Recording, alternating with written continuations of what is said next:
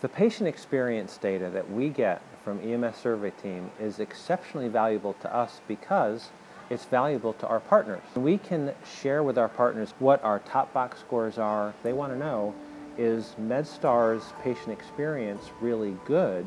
Are they representing the type of satisfaction that we want all of our patients and or members to have with us? One of the terrific things about the EMS survey team data is it allows us to benchmark against two key measures. One is everybody else in the database. But more importantly, how do we compare against ourselves over time?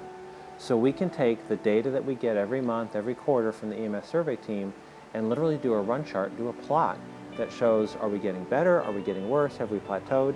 So we can do internal quality improvement, but also share that with our external stakeholders that we are very consistent and very good. And here's how we're defining good when it comes to patient experience. Every year we do a series of annual updates for our cities that are members of the MedStar system.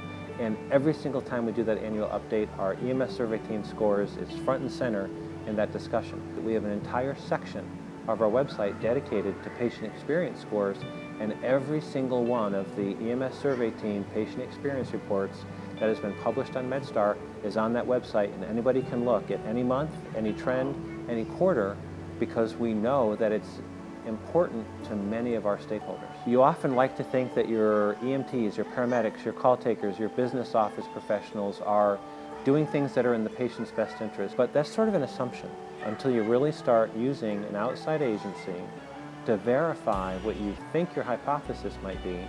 But when you get that data back, the first 2 or 3 reports that we got back, I'm like, wow, this is great, but oh crap, can we really get even better? So if we're getting a 94, 95% satisfaction score, how do we get to 96 or 97?